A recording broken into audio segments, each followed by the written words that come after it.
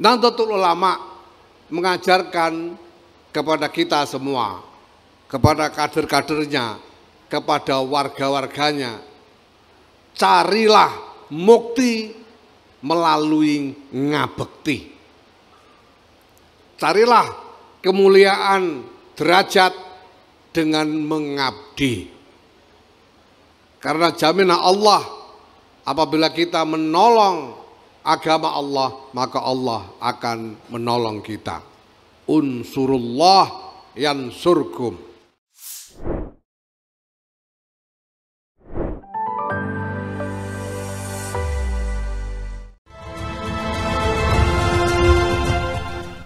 Assalamualaikum warahmatullahi wabarakatuh.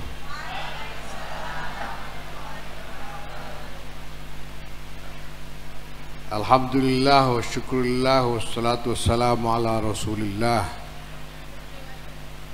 Sayyidina Maulana Muhammad ibn Abdullah wa ala alihi wa sahbihi wa mawala.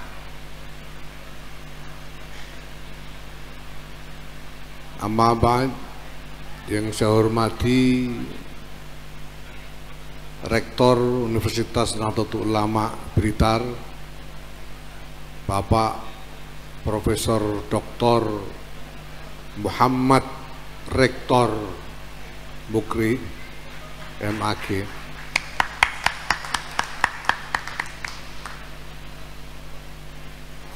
jadi Pak Mukri ini oleh PBNU dianugerahi nama tengah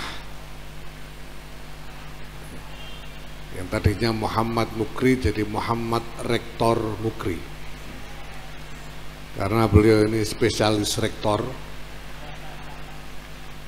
Ketika beliau dilantik menjadi rektor UNU Blitar ini, itu adalah yang kelima kalinya beliau dilantik sebagai rektor.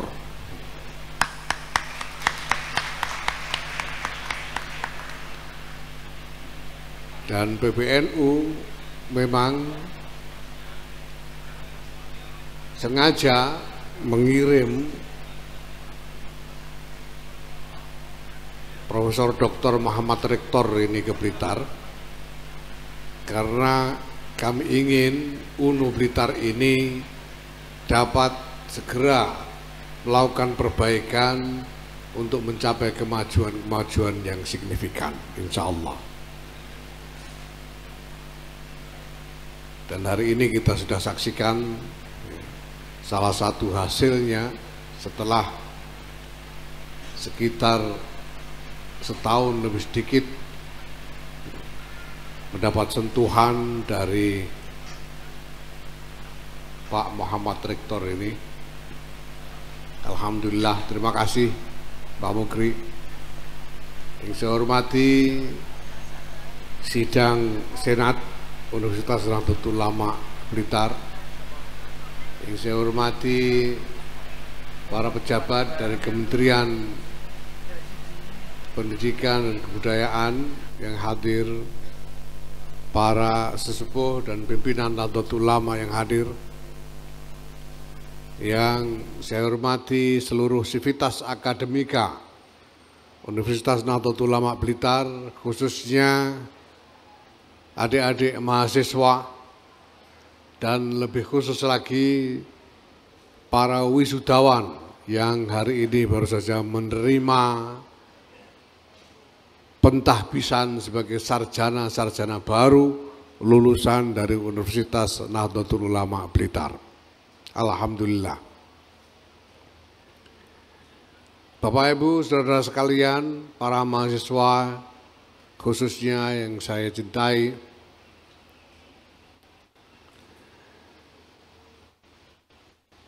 masyarakat kita bersamaan dengan berkembangnya negara bangsa yang kita cintai ini telah melewati fase-fase sejarah, dan bersamaan dengan fase-fase sejarah itu pula berkembang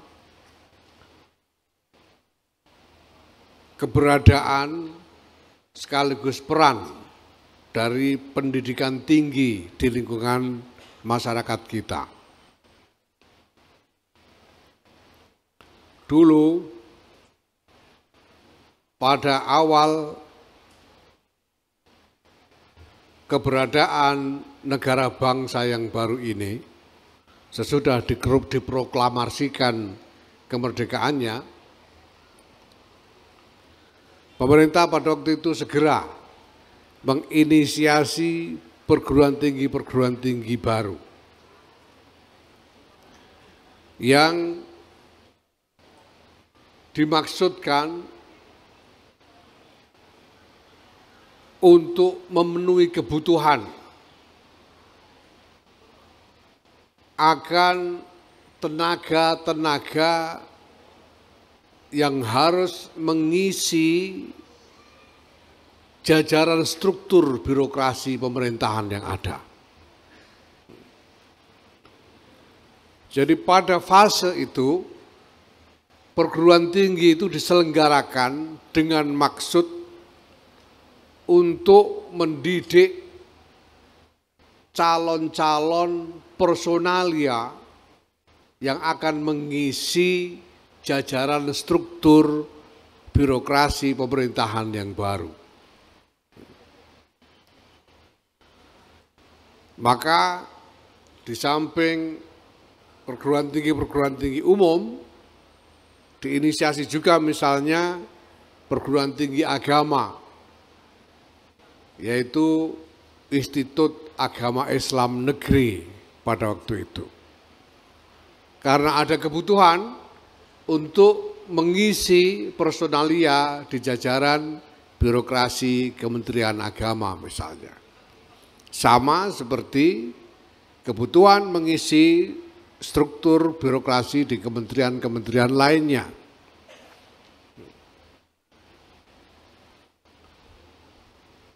Pada satu titik, tentu saja bahwa lowongan posisi di dalam struktur birokrasi itu sendiri pada akhirnya penuh.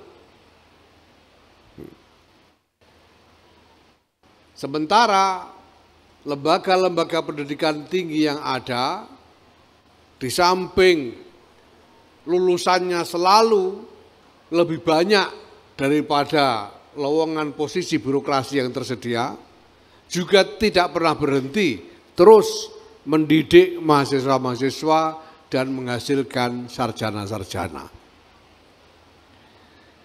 Sesudah struktur birokrasi ini penuh, fase selanjutnya adalah mendidik mahasiswa, mendidik sarjana-sarjana untuk mengisi lowongan-lowongan personalia di dunia industri yang sedang berkembang. Maka dikembangkanlah berbagai macam program studi yang dibutuhkan untuk mengisi lowongan-lowongan atau kebutuhan personalia di dalam dunia industri. Tapi hal yang sama terjadi pada satu titik, lowongan di dalam posisi-posisi di dunia industri itu sendiri juga semakin lama semakin kompetitif. Dengan kata lain bahwa produktivitas perguruan tinggi untuk menghasilkan sarjana-sarjana ini jelas jauh melampaui ruang lapangan kerja yang tersedia untuk para sarjananya nanti. Dan ini adalah keadaan yang sudah cukup lama terjadi di tengah masyarakat kita. Ada sekian banyak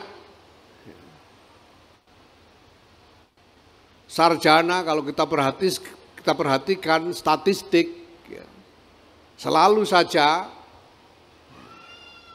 prosentase sarjana-sarjana lulusan perguruan tinggi yang memperoleh tempat di dalam lapangan kerja selalu lebih kecil dibanding yang tidak mendapatkan lapangan kerja dari sektor formal yang tersedia.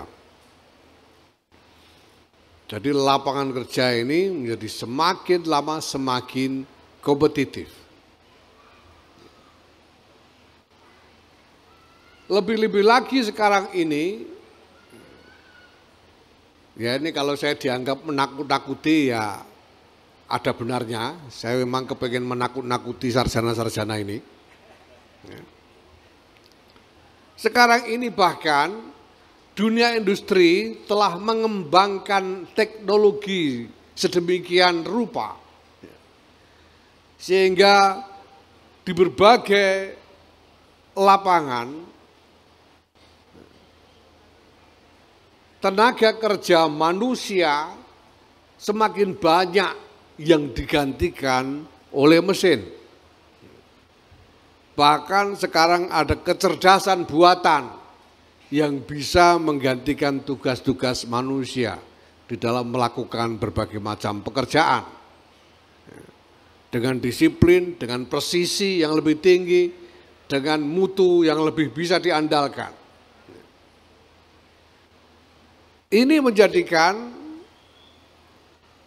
diskrepansi jarak antara lulusan perguruan tinggi, antara sarjana-sarjana dengan lapangan kerja yang menjadi tampungan bagi sarjana-sarjana itu menjadi semakin melebar.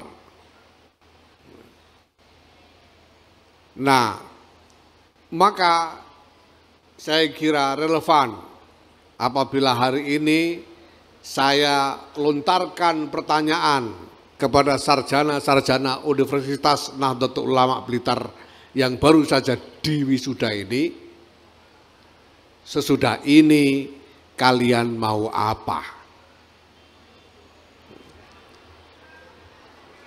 Sesudah ini kalian mau apa?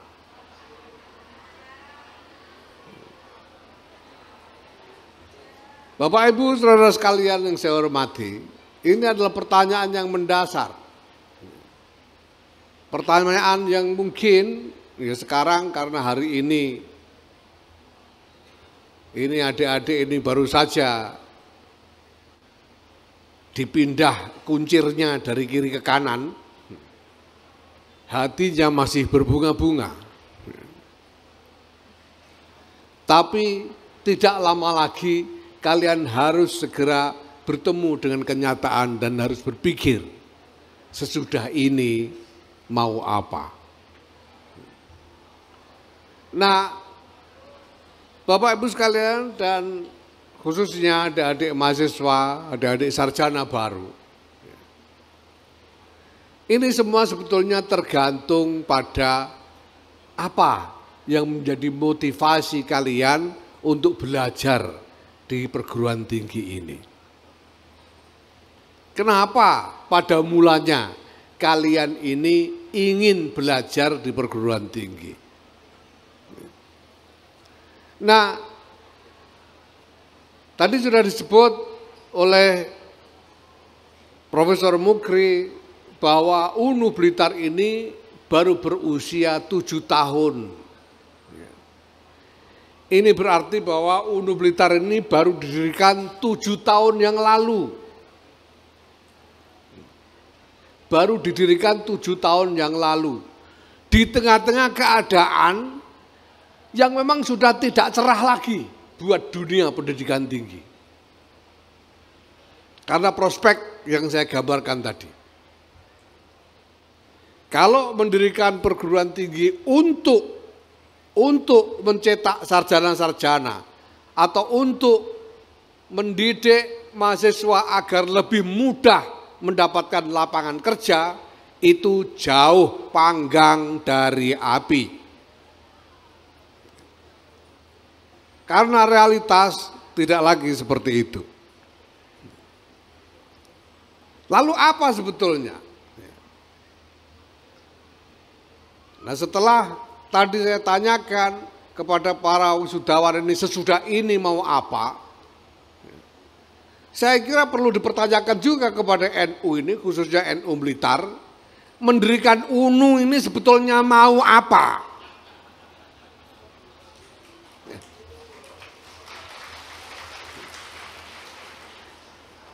Ya, karena harus dijawab. Ini penting sekali untuk dijawab supaya bukan hanya urusan kita di dunia ini beres, tapi urusan kita dengan Allah Subhanahu wa taala juga beres. Nah, Bapak Ibu sekalian yang saya hormati, ya, saya ingin katakan kepada para sarjana baru ini, pertama, kelulusan kalian ini tidak membuktikan apa-apa terkait program studi yang kalian ikuti. Tidak membuktikan bahwa kalian sudah ahli di dalam program studi yang kalian ikuti. Tidak membuktikan bahwa kalian ini sudah punya kapasitas yang unggul, yang bisa mengalahkan orang lain di dalam bidang-bidang yang kalian ikuti studinya. Tidak. Kelulusan kalian ini hanya membuktikan bahwa kalian selama belajar di UNU Jogja ini, UNU Blitar, maaf, di UNU Blitar ini, ya, mungkin 4 tahun di UNU Blitar ini, kalian sudah membuktikan berhasil mengikuti berbagai macam program, berbagai macam kewajiban, dan berhasil menetapi disiplin di dalam mengikuti program studi yang kalian jalani. Ujian-ujian kalian lewati, tugas-tugas membuat karya tulis kalian selesaikan, tugas-tugas ilmiah yang lain kalian selesaikan. KKN, ada KKN nggak di sini? Kuliah kerja nyata, ada ya? Sudah kalian ikuti. Ini berarti menunjukkan bahwa kalian sebetulnya punya kemampuan untuk menjalani proses dari awal sampai selesai.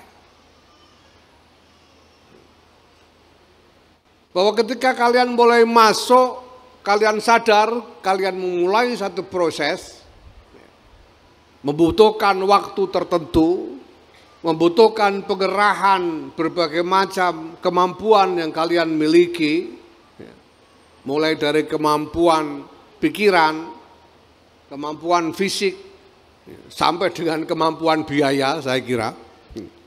Dan kalian sudah membuktikan berhasil melewatinya. Selamat.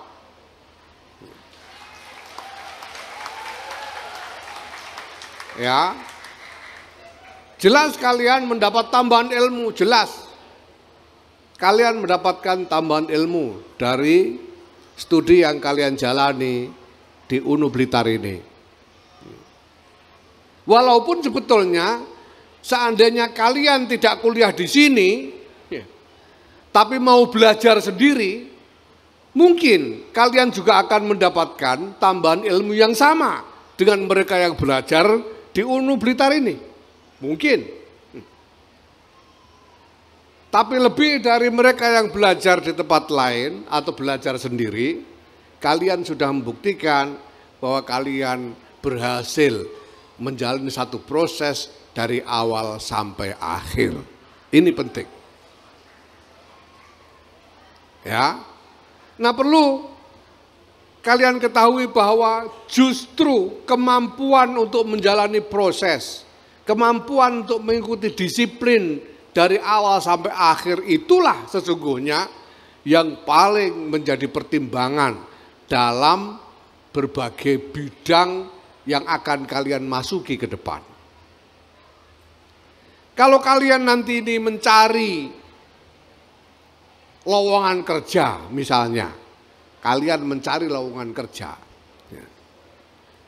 Yang pertama kali dihitung oleh pemilik lowongan kerja itu bukan soal program studi kalian, tapi kemampuan kalian berdisiplin menjalani proses dan menyelesaikannya. Itu yang menjadi pertimbangan pertama. Dan itu sudah lama seperti itu.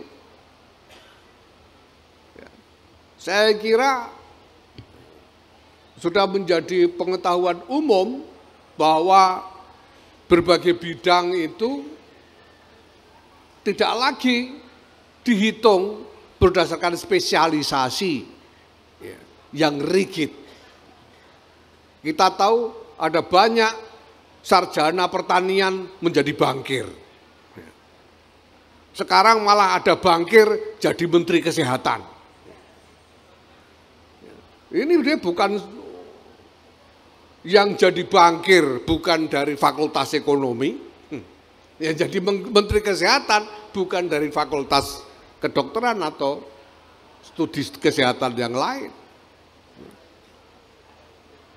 Ya, sarjana sospol jadi menteri agama misalnya, sarjana teknik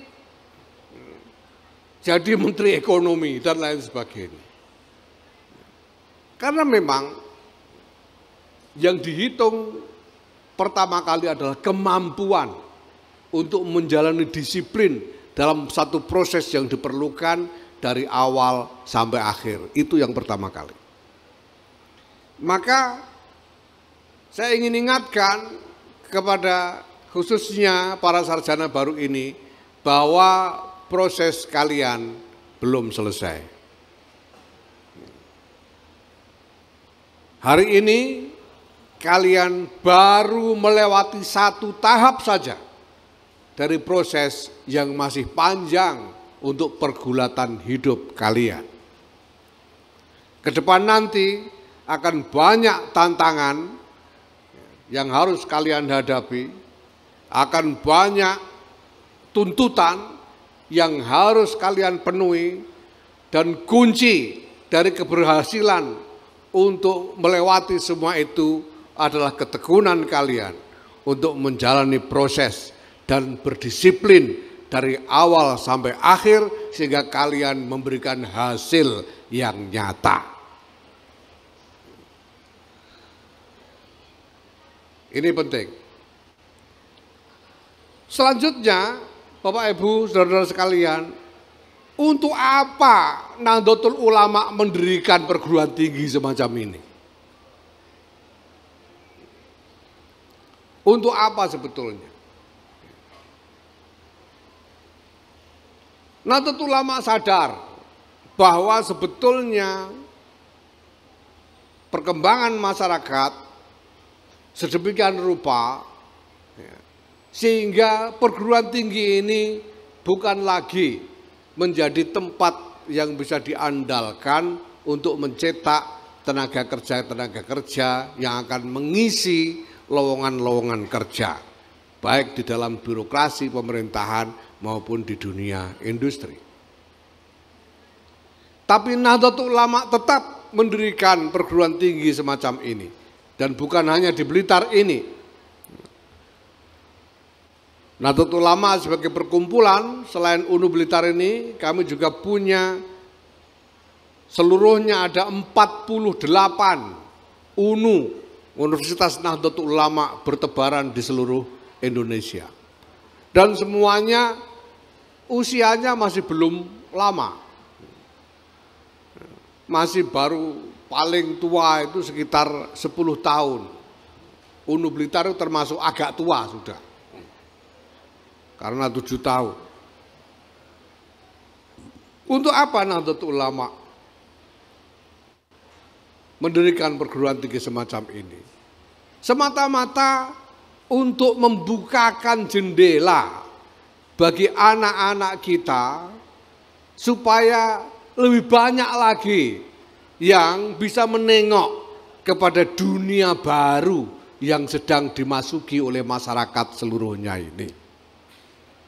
Karena kita tahu juga bahwa di dalam realitas lembaga-lembaga pendidikan tinggi, perguruan-perguruan tinggi, universitas-universitas yang dimiliki, didirikan, disediakan oleh pemerintah tidak atau belum mencukupi, belum cukup memberikan akses kepada masyarakat luas.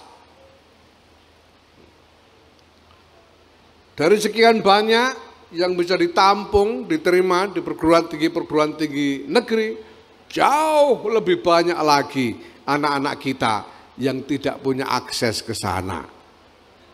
Maka Nahdlatul Ulama ingin membantu membukakan akses itu untuk masyarakat supaya anak-anak kita ada lebih banyak lagi yang bisa mendapatkan akses menengok jendela masa depan bagi kita semua. Apakah nanti sarjananya dijamin bisa menjadi tenaga kerja yang mengalahkan yang lain? Tidak perlu. Apakah nanti dijamin sarjana UNU Blitar nantinya akan jadi orang-orang kaya semua? Tidak penting. Yang penting kalian semua telah mendapatkan akses untuk melihat masa depan. Kalian sekarang punya bekal untuk memahami apa yang sedang menanti kita di masa depan. Dan kalian sekarang dituntut untuk berpikir apa yang harus dilakukan di dalam mengantisipasi, di dalam menempuh dan berupaya memenangi masa depan.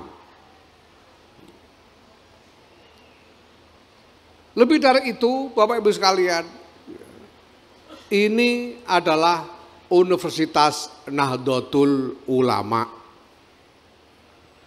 didirikan oleh Nahdlatul Ulama. Maka pertama, saya menduga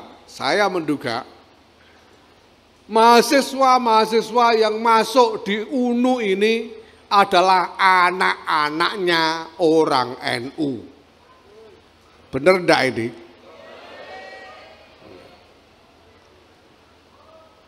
Dan saya kira tidak sedikit dari orang tua kalian, wahai mahasiswa dan sarjana UNU, yang menitipkan kalian di UNU ini, di Universitas NU ini, bukan dengan maksud untuk mendapatkan apa yang dijanjikan oleh perguruan tinggi lain saja, tetapi untuk mengharapkan barokah dari Nahdlatul Ulama. Karena ini adalah universitasnya Nahdlatul Ulama. Dan orang-orang NU, orang tua kalian yakin bahwa NU itu adalah tempat untuk mencari barokah. Maka NU ini didirikan, UNU ini didirikan ya, juga dengan maksud agar mahasiswa-mahasiswanya, sarjana-sarjana yang diluluskannya tidak akan lupa kepada Nahdlatul Ulama selama-lamanya.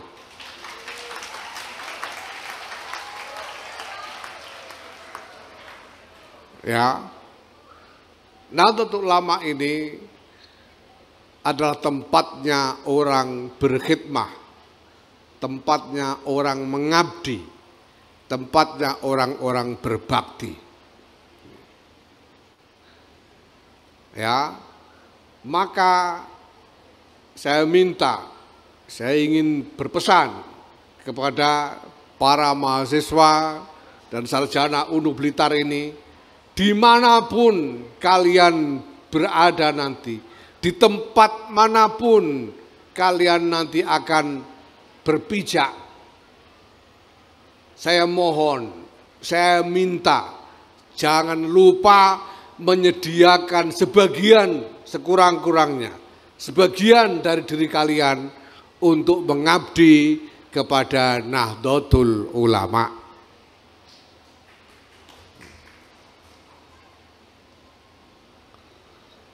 Bapak Ibu Saudara sekalian, kita tahu bahwa menjadi mulia, mencapai pangkat yang tinggi itu menjadi impian banyak orang. Banyak orang ingin mukti. Mukti bahasa Jawa itu artinya mencapai pangkat derajat yang tinggi.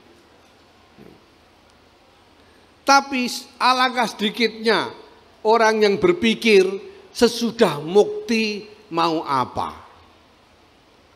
Bahkan alangkah sedikitnya orang yang berpikir dia ingin mukti dengan cara apa.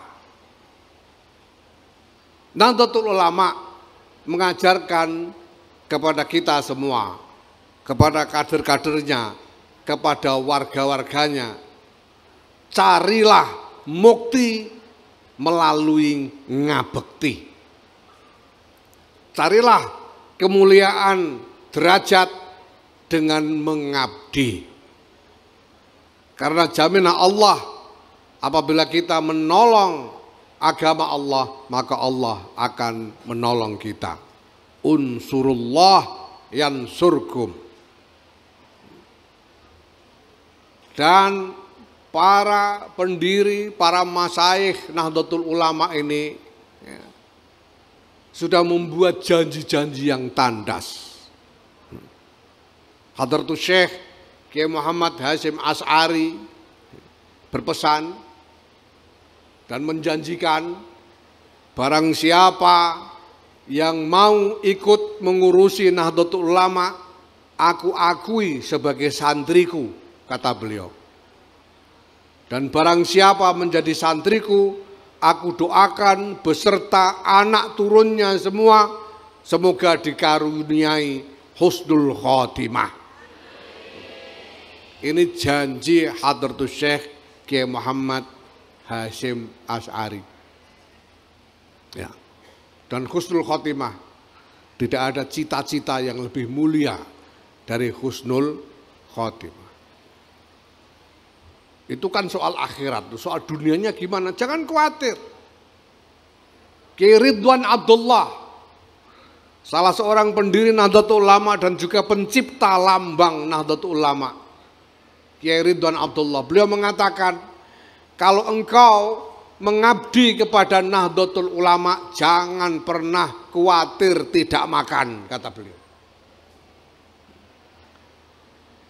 Kalau engkau, dengan kata lain, kalau engkau mengabdi kepada Nahdlatul Ulama, Allah Subhanahu wa taala akan menanggung rezeki kalian.